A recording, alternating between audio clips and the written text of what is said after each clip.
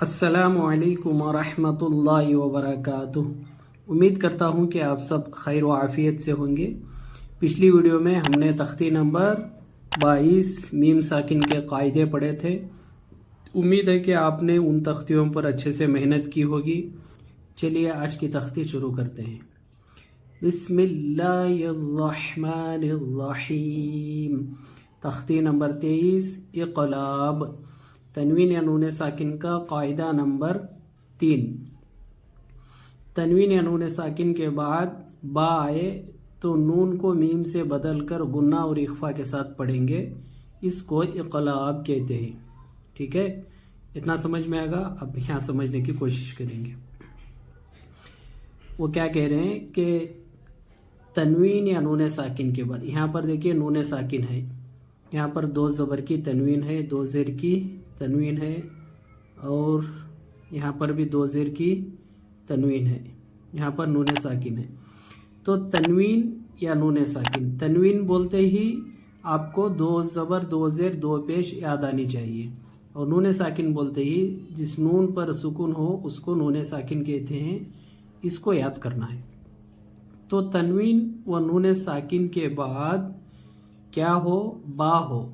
ठीक है, तनवीन या नून साकिन के बाद बा हो तो नून को मीम से बदल कर गुन्ना और इख्फा के साथ पढ़ेंगे। क्या करेंगे? तनवीन या नून साकिन के बाद बा आ जाए तो उस नून को, यहाँ पर नून साकिन जो दिख रहा है, इस नून को क्या करेंगे? मीम बना देंगे। यहाँ पर जो छोटी सी मीम दिख रही है आपको, कुरान करीम में भी यही मीम आपको दिखेगी। ठीक है, परेशान होने की कोई बात नहीं। आपको छोटी सी मीम लिखी हुई होगी, उस मीम को पढ़ना है, नून को नहीं पढ़ना है। यानी नून को मीम बना देंगे। यहाँ पर देखिए 2 ज़बर की तनवीन के बाद बा आकर है, उस नून को, यानी 2 ज़बर में जो नून आता है, आइन 2 ज़बर अन, अन के आखिर में कौन सी आवाज़ आ रही है? नून की आवाज़ आ रही है ना। तो उस नून को मीम बना देंगे। मीम बनाने के बाद गुन्ना और इख्फा के साथ पढ़ेंगे।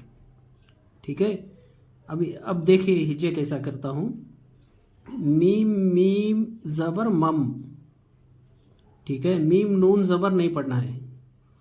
ठीक है, नून को हमने मीम बना दिया तो मीम ही को पढ़ना है।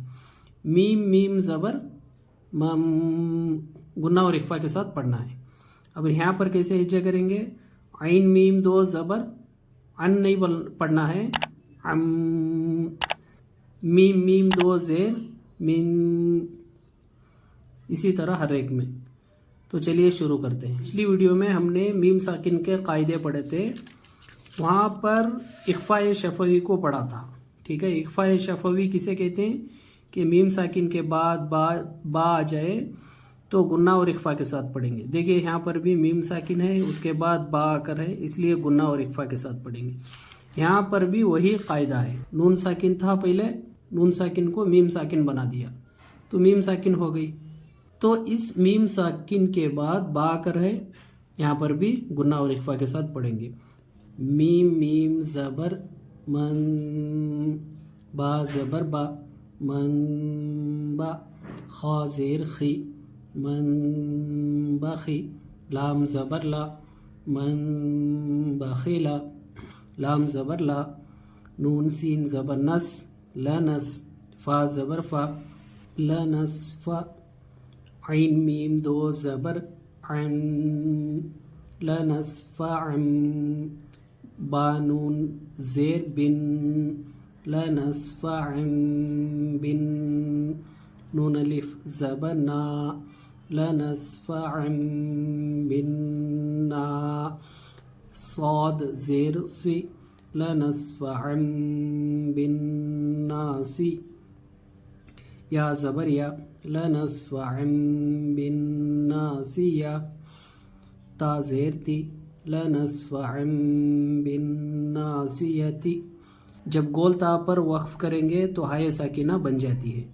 लनस्फ़अम बिन नासिया, मिन बैनिस सुल्बी किरामिन बररा, मिन बादी मुतहहरतिन बिअयदी सफरा, بذنبهم خبير بما تعملون سميع بصير كلا لينبذن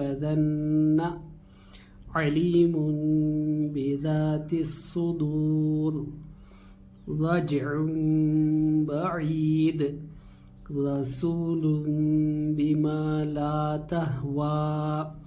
ٹھیک ہے, اب اجرا بھی کر کے دکھاتا ہوں. ذا پر زبر ہے, زبر والے حرف کو جلدی پڑھے, زبر کی آواز اوپر کو اٹھتی ہے. جیسے واو ساکن سے پہلے پیش ہو تو واو مدہ ہوتا ہے, واو مدہ کو ایک الف کے برابر کھینچ کر پڑھیں گے. جیسے سو رسو. دو پیش کی تنوین کے بعد با کر ہے, اس لیے نون کو میم سے بدل کر گنہ اور اخفا کے ساتھ پڑھیں گے. جیسے لام میم دو پیش لم, پیچھے کر کے بتا رہا ہوں ساتھ میں, رسول. باقی نیچے زیر ہے, زیر والے حرف کو معروف پڑھے, جلدی پڑھے, زیر کی آواز نیچے کو جاتی ہے. جیسے بی رسول بی. الف سے پہلے زبر ہو تو الف مدہ ہوتا ہے, الف مدہ کو ایک الف کے برابر کھینچ کر پڑھیں گے. جیسے ما رسول بما. الف سے پہلے زبر ہو تو الف مدہ ہوتا ہے, الف مدہ کو ایک الف کے برابر کھینچ کر پڑھیں گے. جیسے لا رسول بما لا.